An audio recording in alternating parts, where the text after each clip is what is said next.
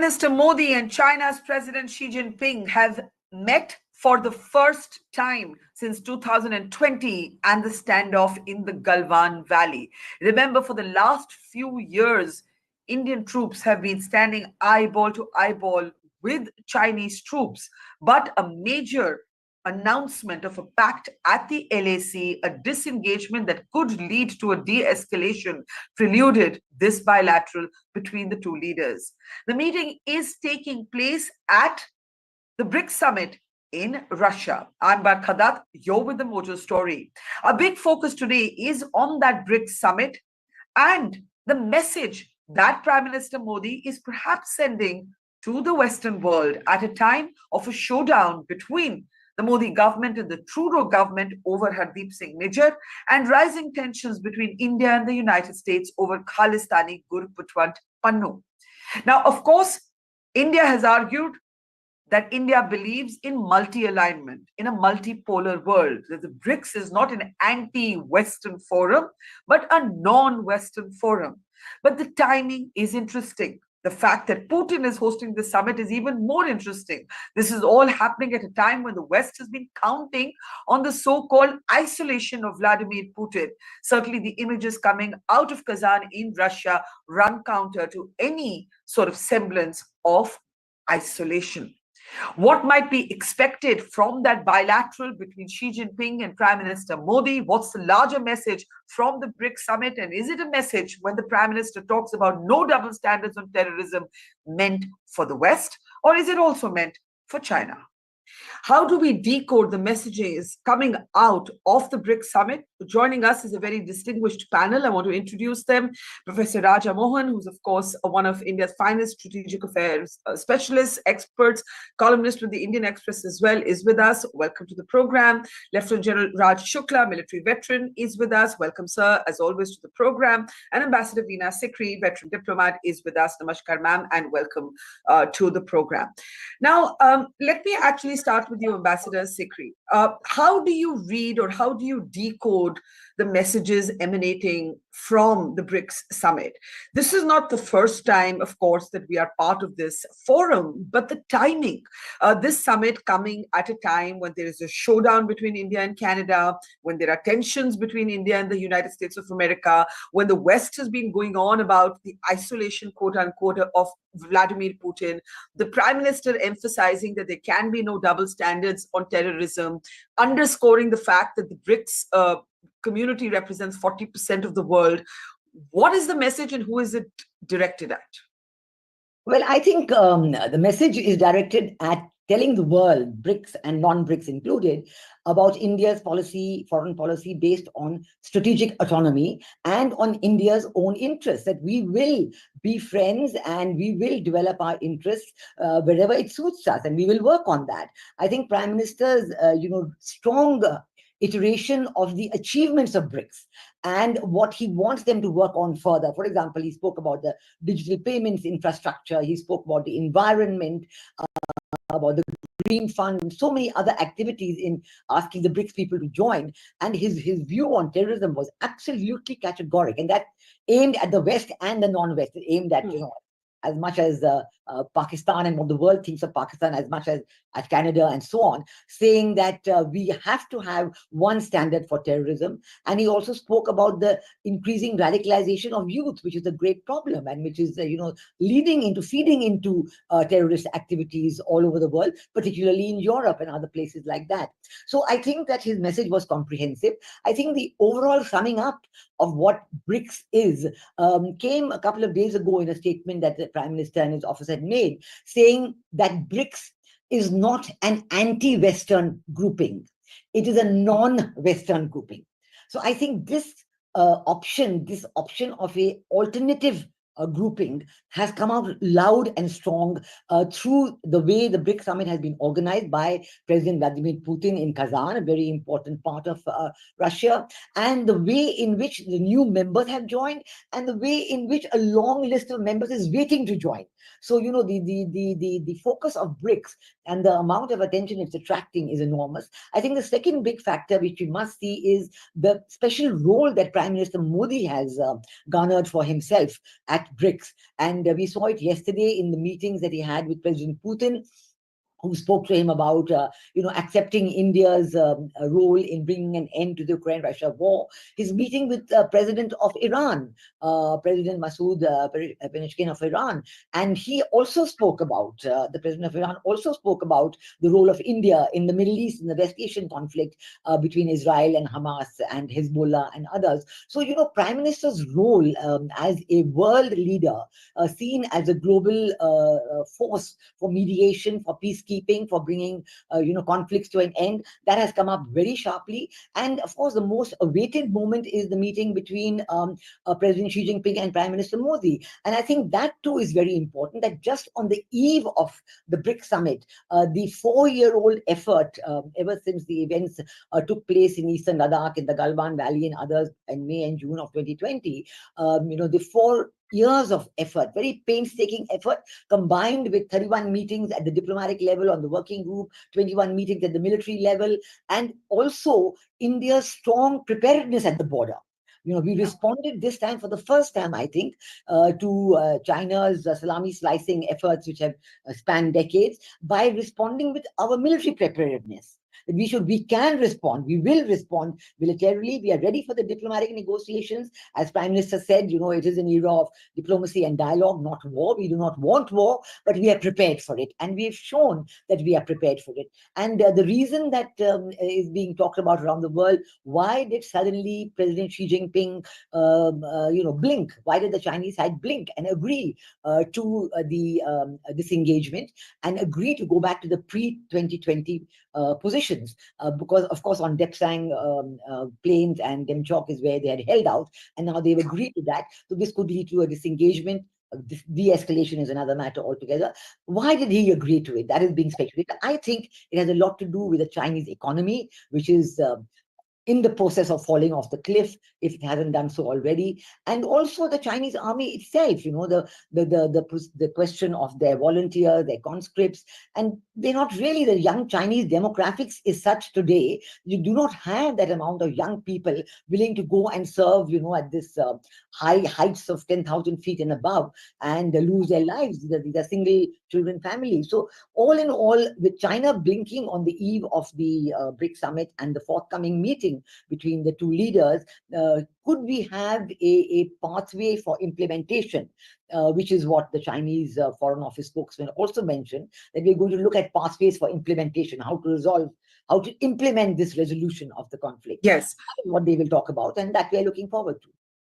Let me bring in Dr. Raja Mohan at this point. Normally, I think everybody would go along with Ambassador Veena Sikri when she says this is not an anti-Western forum, it's a non-Western forum. But how can we ignore all the friction between India and Canada, and a certain degree of tension, certainly between India and the United States of America? It's kind of over interrelated issues, the Khalistan issue, Gurpatwant Pannun case in the US, and the Hardeep Singh Nijjar case in Canada. Pannu was the lawyer for Nijjar. Now, I bring this up because one has to wonder about what the West is thinking at this point. Of course, India has long held that, we have moved, as Jaishankar calls it, from non-alignment to multi-alignment. We will be guided by India's national interest, Dr. Raja Mohan. But at this moment, how do you think the West is looking both at the Putin-hosted BRICS summit and also that bilateral between Prime Minister Modi and Xi Jinping? Look, I think there's a danger of seeing a major meeting like the BRICS through the lens of immediate problems that we might have with one country or the other.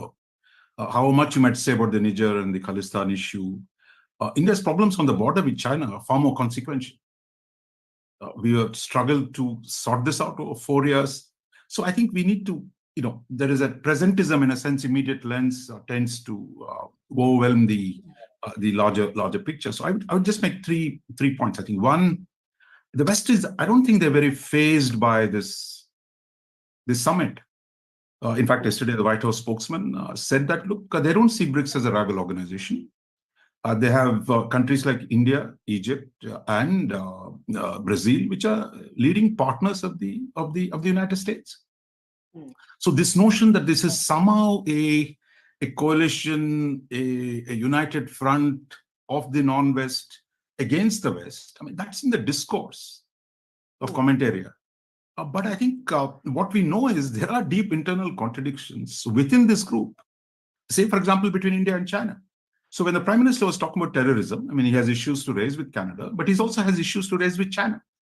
After all, it was China that blocked our attempt to bring in a whole range of terrorists who affect us at the UNSC. So I think there are multiple messages. And the third thing I think we must remember, I think we love romanticism, right? We love this, somehow we're creating this great ram to boost, to bombard the Western headquarters. But I think idea of collective bargaining, that somehow we can come together to defeat the West, has been a tempting illusion, but it has never worked. Just to list out, the non-aligned movement did not work. And I think BRICS could be well on its way to becoming a shorter version of the non-aligned movement, the big talk shop. There's a danger of that. I'm not saying it's become one. Second, I think this notion that somehow we can overcome our own contradictions. As long as India and China have a border dispute, a $100 billion trade deficit, the notion that we have such convergent interests that we can collectively work against the West, I think. Finally, I would say Russia and China want to use this platform as an instrument to mobilize global opinion in order to bargain bilateral deals with the United States. None of these 25 people sitting in Kazan can get Putin a deal in Europe. Only President, maybe Trump, if he gets elected, only the Washington can get him that deal. So I think, look, Russians and Chinese are utterly centered in power politics. They know this is a way of mobilizing global resentments, which are real. There are genuine resentments, including in India, against the West. So China and Russia are trying to mobilize this and use this to negotiate bilateral deals with the United States. I suspect we're not very different either. So I will resist then the temptation to indulge in what Raja calls presentism, as tempting as it is for a news reporter to do so. But General Shukla, let me ask the more pertinent question. Ambassador Sikri also raised this. Why did China suddenly blink? What happened? What happened? And how should India respond? Because can we ever go back to the positions pre-Galwan? In a way, there's talks about Eastern Ladakh having become a different kind of, or a new Siachen. We've had thousands of troops eyeballs to eyeball with the Chinese. And there will be a hesitation in trusting the Chinese again, no matter whether the disengagement leads to a de-escalation or not. For the military, for many experts in India, China is an even greater adversary than Pakistan. So what do we make of this sort of sudden sort of willingness to reach a pact? General Shukla. So, my reaction to this is that while what has happened over the last 24 hours or so, this patrolling arrangement or agreement which has been reached, it must be welcomed, because the broader Sino-Indian relationship must move forward.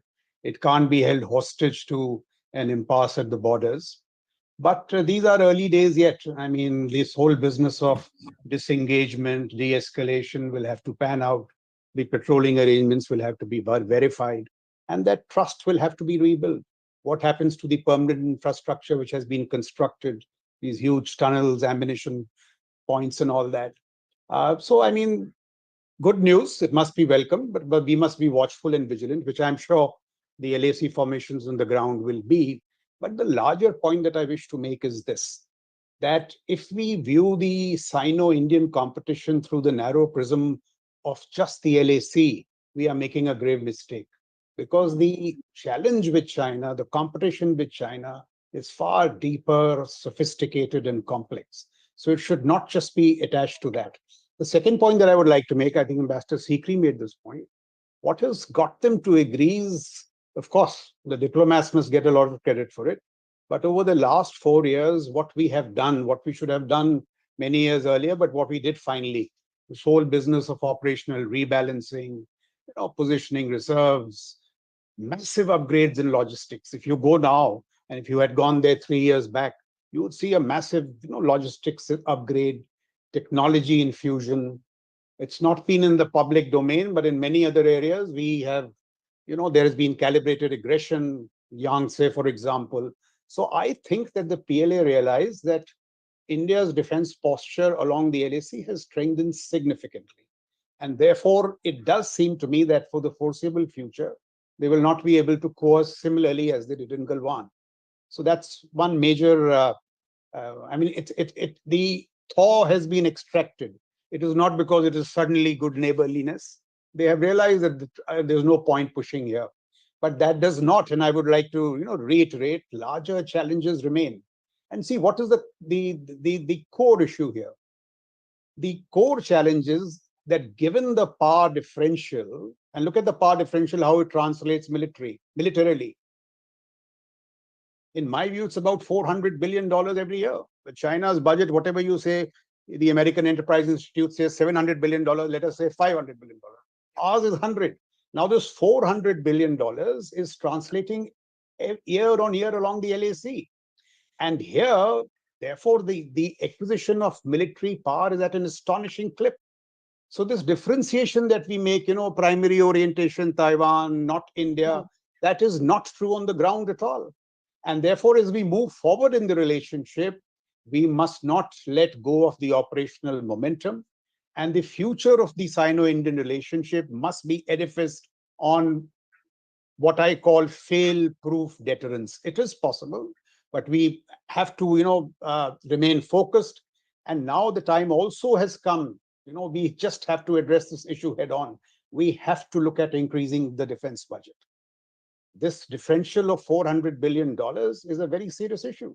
And if you see, there are two ways to ensure peace. One is the CBMs, and one is, what shall we say, a robust defense posture. The CBMs cannot guarantee peace. Both together can. But if we rely on the CBMs began collapsing since began fraying since 2014 before they collapsed in 2020. So that's how I look at the Sino-Indian relationship. So certainly no romanticism about that pact with China in this conversation, even if Dr. Raja Mohan says that there's some romanticism, that there's going to be a forum that will take down the hegemony of the West. Ambassador Sikri, do you agree with Raja that the temptation to join the dots between present happenings, the US indictment that names a former RANW officer, the showdown with Trudeau, this is a temptation that must be resisted. The BRICS forum will meet this year. It will meet when it's scheduled to meet next. It has nothing to do with presentism or current affairs or what's unfolding, and these dots are only tempting for journalists to join. Or would you think that there is realpolitik in diplomacy also, that when the Prime Minister says no double standards on terrorism, that is a message for somebody? It could be a message for China, that you don't block Pakistan, based terror groups when India brings resolutions against them at the UN.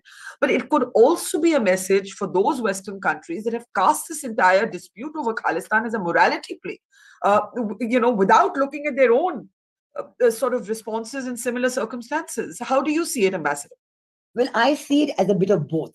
I would not cast aside as being just presentism, no, because India's entire objective of multi-alignment or strategic autonomy, whatever you would like to call it, is based on building up relationships with each as we go along. You cannot suddenly say that if something has gone wrong with the bilateral relationship with Canada or USA, that you can quickly turn around and do something with China. No, the China progress has come after 4 years of very hard work. And that was happening at a time when India was also working on Quad. It's not that we were, exclusively working with China and forgetting about Quad. No, ever since that time, India has been giving full importance to Quad. So we are giving every importance to the relationship with Quad, to maritime security in the Indo-Pacific. And at the same time, we do realize that we have to have our channels open, whether it is ASEAN. Our Prime Minister was there at Vientiane at the summit recently, and you saw the bilateral there, and the discussions with Singapore. Singapore is now suddenly, refinding its relationship with India after several years of giving it a very muted importance. I think the second factor, which is very important and very real, is India's own economic progress. I think this is an amazing factor which has made China come down from its Middle Kingdom hobby horse. They have this Middle Kingdom hobby horse and we are there and everybody else has to kowtow to us. They have come down from that horse because they have realized that in Asia, they cannot maintain that anymore, given the fact that their own economy is likely to remain in this precarious position for some time to come. And the fact that on demographics, they are in a very weak position. And that position is likely to worsen in the next few years. And the momentum of economic growth has shifted. I would say Taiwan and India, if you look at Asia, and of course, Japan being a strong supporter as well. So I think this recognition by China that are they willing now to look at India as a peer, as a fellow coeval in Asia? And I think that is very important because that will set the tune for the rest of the world for the future economic growth in the coming decades. Because we have to recognize, and I think the West very much recognizes as well, that the momentum of economic growth is shifting. It has shifted. And when it is shifting, how the countries of the economic South come together is very important. Now, for China, they are saying, look, our economic growth is faltering. So our exports of $100 billion or so to India remain very important. They want to grow that. They want to also invest in India. They want permission to invest in India. So when we talk about the bargaining, they talk about the discussion, certainly it will be the trade and economic bargaining versus disengagement and possibly de-escalation on the border. Dr. Raja Mohan, one of your recent columns spoke about, India as a peacemaker, potential peacemaker, and you said you cast it more in the West Asian context or the Middle East context, depending on where your geography is or where your perch is. And you said it was very important for India to keep channels open with the moderate Arab nations, and that was more critical than actually even Iran or Israel. Now, when the Prime Minister speaks about this is the age of dialogue and diplomacy, not of war, when two global wars are actually raging and one is in danger of spreading across West Asia, and at a time when there has been a reach out with Iran at the BRICS summit, do you believe that India's position now is actively that of a mediator? No, I think there's a difference between being mediator and a facilitator, someone who is a communication channel. I think you saw the Prime Minister speech yesterday. He once again made it very clear to Putin, look, peace is important. You can't solve these problems through violence and war. And that he also reaffirmed India's willingness to be helpful. Because if you notice over the last few months, I think we've repeatedly talked to Zelensky. Prime Minister Modi met Zelensky in New York again, third time. Then Mr. Doval went to Moscow to brief President Putin. And now PM himself is meeting Putin. So I think we've said it fairly explicitly. We want to be a communication channel. We want to be helpful. And finally, it would depend on how the things will go between President Putin and Zelensky. And meanwhile, let's not forget that both Zelensky and Putin are looking to Washington. They're all waiting to see what happens in the election. Because the single biggest variable in the Ukraine conflict today is what happens in Washington. If Trump is openly, he met Zelensky and he said, look, I'm going to bring this war to a close. I'm going to be fair to both Russia and Ukraine. So assuming he wins. So I think Putin is waiting to see what happens in Washington, whether that will change the equation of the game, because the Republican Party is very skeptical of support to Ukraine. So that is the situation there. On Iran, again, I think things have gone far out. We have a very close relationship with Israel. We have very close relationship with Iran, but not the same scale. But we are inching towards a war between the two. I think our room for maneuver here is somewhat less in terms of directly affecting or being a channel to negotiate. Americans are not able to control Netanyahu. So this idea that I don't think we have the capacity to force participant, but I think the consequence of the war in the Gulf in Iran would be horrible. And finally, there's also the danger of a conflict over Taiwan, the third conflict. So it's really one of those worst moments. The only good thing is our relative economic weight has increased, as Ambassador Sikri said, but it also makes us more vulnerable to global developments. So I think we must be an interested party. We must be a concerned party. And we must be able to relate, at least in the Middle East, we have good relations with all the major actors. So I think we must stay engaged. And I think in the BRICS forum, The UAE, Mohammed bin Zayed, is a dear friend of PM Modi. He's there. So I think we have good relations on both sides of the Gulf, and the Arab side and the Persian side. But I think it's important to know our limitations. But at the same time, given the nature of the consequences of any one of these wars on us, we should be reaching out and see what we can do to help bring stability and peace. Shukla, as a soldier, do you have alarm bells going off on your head at this Modi-Xi bilateral? Because the Chinese, you see, sometimes the adversary that is more obvious is the easier one. The adversary that is smarter, quieter. There was a time when it used to be said not a single bullet has been fired across the LAC. That is no longer true after Galwan. China operates in other ways. It operates or it pushes its imperialistic ambitions through infrastructure. Recent satellite imagery proves that China has not let up on what it's building along the LAC. The BRI, the Belt and Road Initiative, opposed by Jaishankar when he was in Pakistan at the SCO summit, right? So I think, as Raja says, there are a million contradictions even for us as a nation that we're grappling with here. Do you have alarm bells going off in your head? I mean, so no alarm bells, but may I just suggest that we should take BRICS a little more seriously than what Professor Raja Mohan was suggesting. See, look at the allure of BRICS. It started off as 5. Today there are 9 members, 40 waitlisted, expressing interest in joining. It is also spearheaded by Russia and China, 2 key players. Russia, of course, is the pivotal member, and China is the driving force. And see, what is this economic entity has now acquired some geopolitical weight. You look at the GDP, you look at the population, it exceeds G7. In fact, Russia, when it was evicted out of G8, is now trying to create this BRICS as a kind of alternative to the G7. And there it is acquiring some traction. It is driven, of course, by grievance of this, US as a hyperpower stomping around the world and all. But look what's happening. The other challenge that is being mounted to the US-led West, CRIC, China, Russia, Iran, North Korea, 75% of CRIC is in BRICS. And the global South, which is actually the Karambhumi of Russia and China, many of them want to get enlisted, and of course China wants to enlist them in this anti-West cause, where India, of course, along with Brazil and all, have this very critical role of balancing this anti-West kind of predilection and saying we are not anti-West, but we are non-West. But I'll just give you 2-3 quotes from Putin and Xi that should get us worried.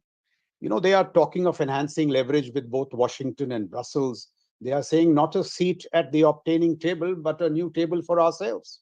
So I think there is a very determined challenge to the US-led West, this order.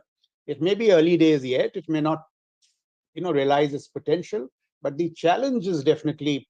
You do see it as an anti-West. And if I may just add, I'm just asking. They are trying to position it anti-West, but that will not happen because there are people like India, Brazil, and all. But the challenge is a little more serious than I think what Professor Raja Mohan was suggesting. I'm told there have been 200 meetings, Sherpas and all that in this BRICS, and some of the other issues like this alternate payment system to SWIFT. Now, very early days, but I'm told some BRICS bridge is going to be launched and all. And this is because there is genuine grievance. And what is the genuine grievance? That whenever there is any disagreement, you simply lock people out of the financial system, sanctions and all. So this angst and grievance against these kind of measures.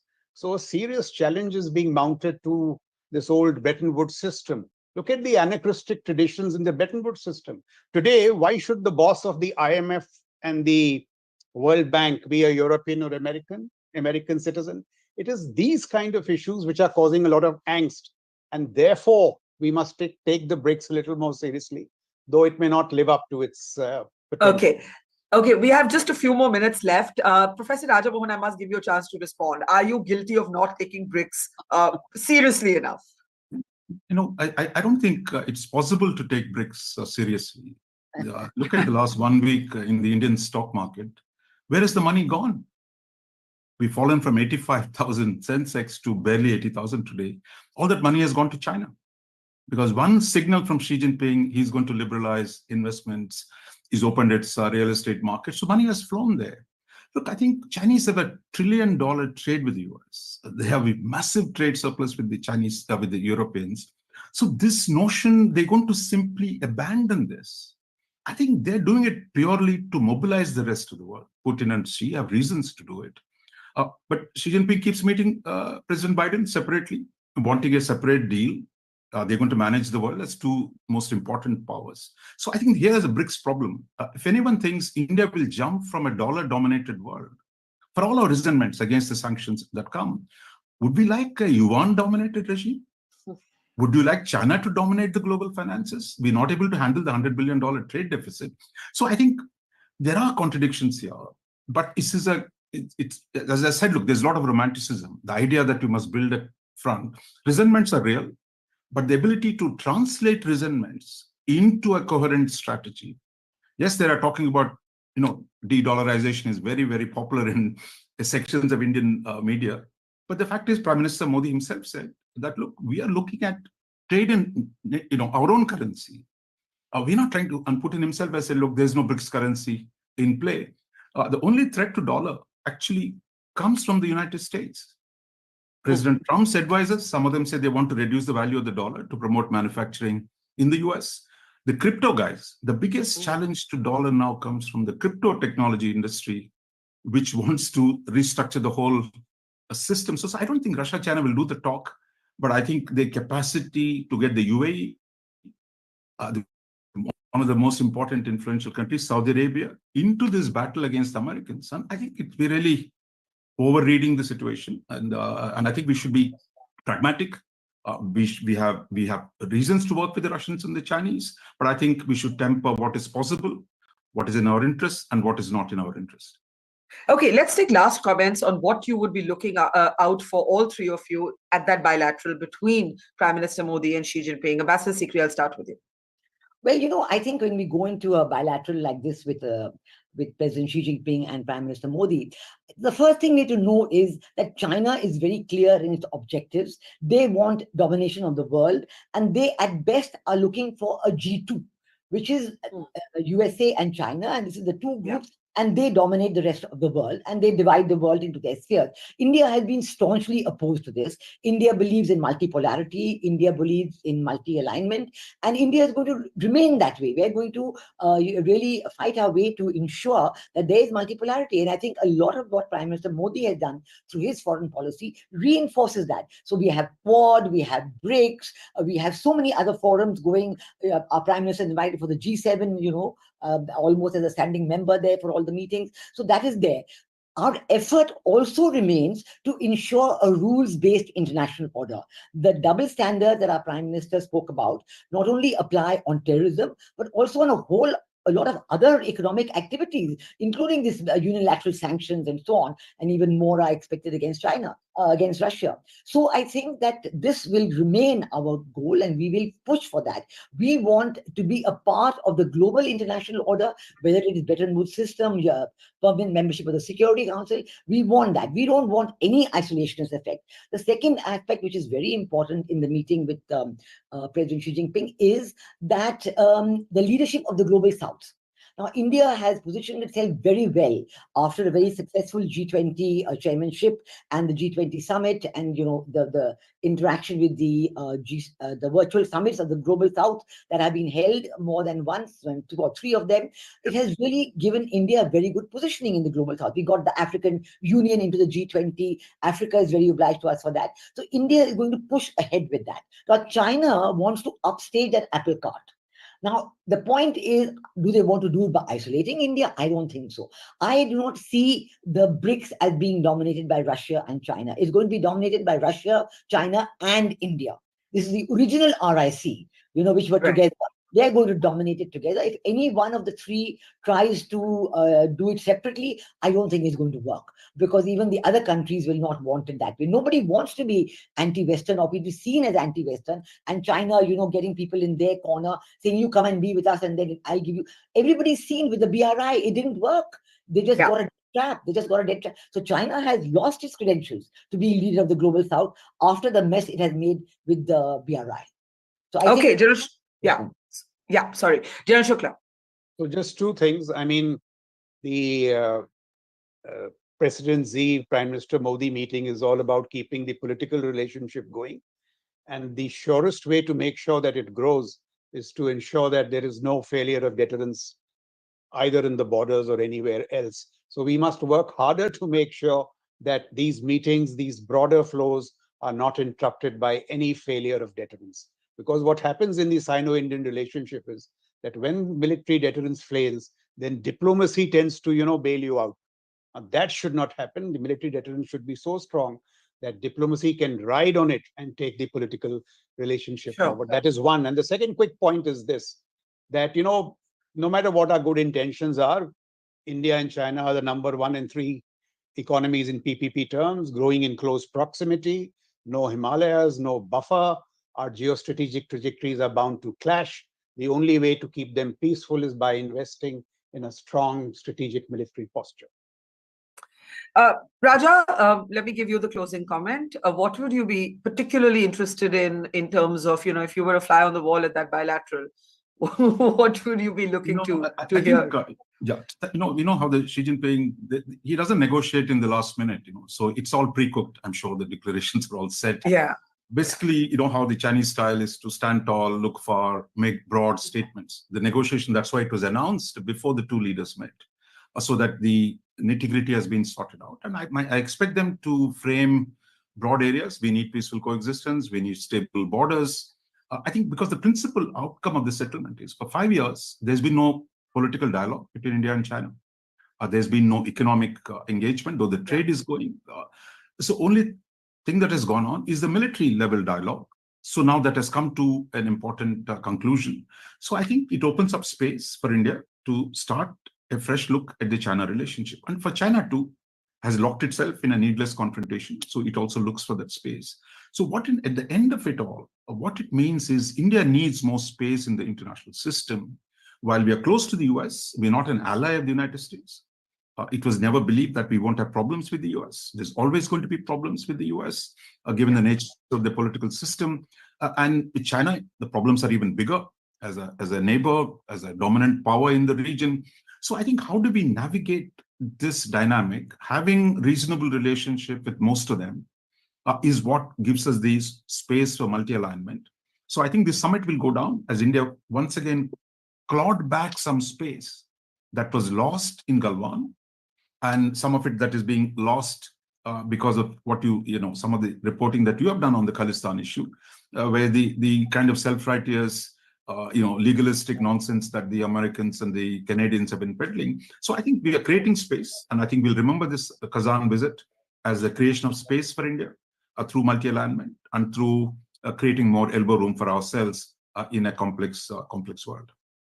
I think we can all agree with that. And, it was the Chinese who first said we live in interesting times. That phrase has never been truer today than for the multipolarity that certainly India not just believes in philosophically, but is actually executing in all of these multilateral forums. Thank you so much, Professor Raja, Mohan, Ambassador Sikri, General Shukla. It has been a learning to talk and listen to all three of you. And I'll be listening very closely, applying everything you've taught me today to what happens in that declaration after Prime Minister Modi and President Xi Jinping's meeting ends. Thank you very much. Take care. See you soon. It's great to see you here. Thank you for watching our work. If you haven't subscribed yet, don't forget to click the bell icon and subscribe to Mohan's Story and support independent, robust journalism.